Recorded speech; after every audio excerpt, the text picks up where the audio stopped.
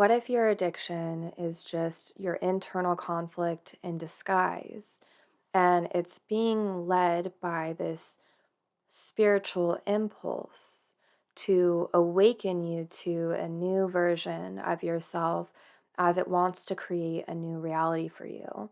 Seems extremely, contradictory. However, if we look at addiction and the spiritual dimensions of this compulsive behavior where you hit extreme highs and extreme lows, and we do this through a transpersonal lens, then we can look at those highs and lows, those peaks and valleys. We can look at the experience of addiction with a bit more compassion because transpersonal psychology really takes the physicality to the spiritual and to the symbolic. So we aren't just identifying addictive behavior as something that is a genetic, a genetic imprint being passed down or a disease, but we can look at this from a higher transcendent perspective that gives us just a really loving and compassionate sense of understanding as to why we're so connected to these things. What's that hook? How am I allowing myself to go to these extremes time and time and time again, right? This is a very vulnerable topic that we need to surround with a lot of understanding. So, I'll be utilizing this book, Paths Beyond Ego, A Transpersonal Vision. This is an essay series if you're interested. I recommend doing your research on transpersonal psychology as it's the newest branch of psychology, and it gives us again, a very loving and all encompassing higher perspective on our human experience. So, looking at addiction through this lens, we can see that the addictive behavior, whether this is, of substance with food, drugs, drinking, or whether this is a bit more, I don't know why I'm feeling tangible within this, but, or this is like porn, relationships, um, shopping, the other kinds of addictive behaviors that a lot of people, kind of bypass. Even social media, that can be a huge addiction. So, wherever you're trying to get your dopamine hit, this addictive behavior is really, I almost want to say it's like the magnet to the internal things that we do not have. So, our soul is actually hungry for this higher or this transcendent energy. And it just so happens that these other objects carry the things which we so desperately want. And when we are craving to receive that and to be a part of that, really enmesh with the energy which is outside of us, then the human may do anything because it's an ego desire, right? It's an ego desire for to fill the void. And it's quite interesting how humans will do anything and everything that they can to protect themselves and to feel safe, but also to get the things which they desire. Like, this is very archaic of humankind. We are primitive. We are also spiritual. And I think during this time, we're trying to understand the spiritual and the physical, the religious aspect of all this. So it's quite fascinating to be here and have a conversation with you about addiction in this way. It's so fascinating to me. So with the ego's craving and the desires for that thing, it's almost like the person will bypass that there is any kind of harm to this behavior, and it's just a very ego driven, impulse to get that which is going to fulfill.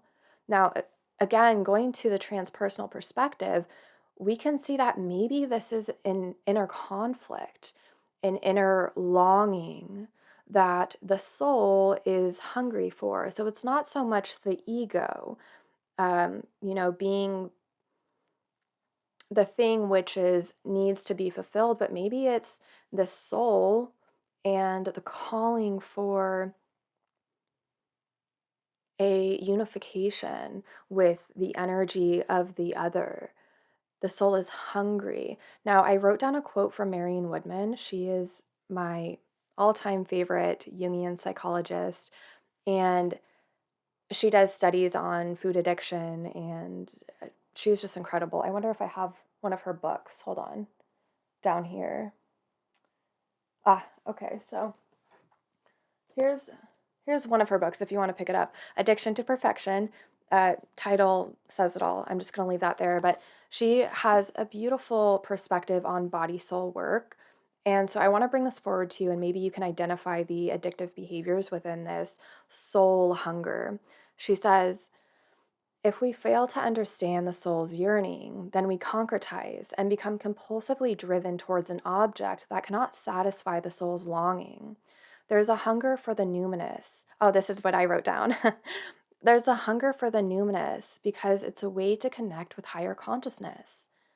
So if we look at the ego desires and this compulsive behavior, then maybe it's just this, this craving for something that is so much higher than us, so much greater, so much, it's a godlike or the Christ-like energy, which is an all-encompassing love that we are actually trying to extract from the substance and to really imbue within us. But the way that we do it is very primal, and it's maybe within the process of this spiritual crisis through, the addictive behavior, that the spiritual crisis becomes so clear only when we hit a rock bottom, only when we have seen so much porn and we are, thinking about it daily, and then all of a sudden there's this click in the psyche, because I believe it's a self-organizing system,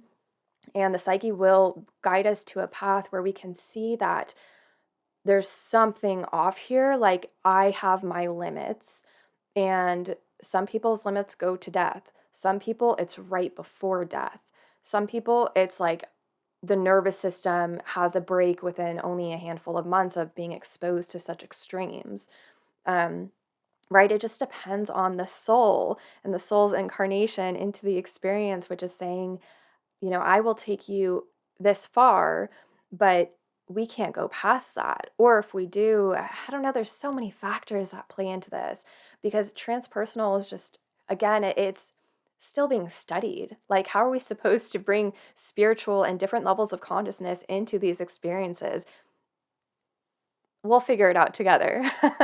We'll figure it out together. But the once we hit that low, rock bottom, after we've had so many different peaks, once we hit the rock bottom and maybe everything is taken away from you at that time, or you have to go into therapy, or, you got sent to the hospital because of this, then that rock bottom is actually the point of a rebirth of the soul, because, the person has taken themselves to such an extreme that once hit your high and hit your low, there's no other place to go but up. I had a conversation with someone who is he was recovering from meth. So he's used for, I think, like 10 years or so, and he's recovering. And in that recovery, we had a conversation. He said, the shit stops wearing off. Or what did he say? Let me just get it verbatim. He said, after some time, the shit just stops working. And he's like, and then I had everything taken away from me. And now he's, in his AA program, and being sober and loving life. And he even said, this was like a spiritual awakening for me. this is a part of Alcohol Anonymous and their entire 12-step program. The first step is that this has power over me. I do not have any control over this situation. And just falling to your knees and having that awareness, that moment of, oh my gosh, there is a godlike essence in the object, which was feeding me something that entire time.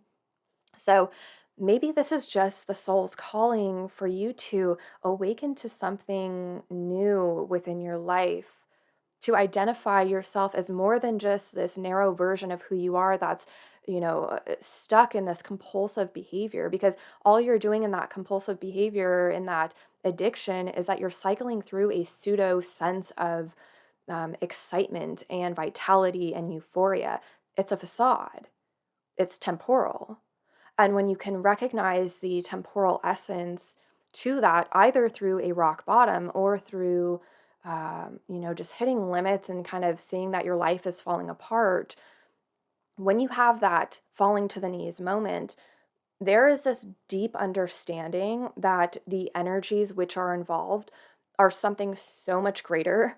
And it's only when you can surrender to that addiction where you can identify your sense of wholeness in a different way. It's not so much a connection, to the object anymore to give you that wholeness, but there's this deep knowing that you have to give yourself this wholeness. You have to feed and fuel your soul and give your soul a different kind of more dynamic energy that isn't so concretized and limited in the potency of the other object.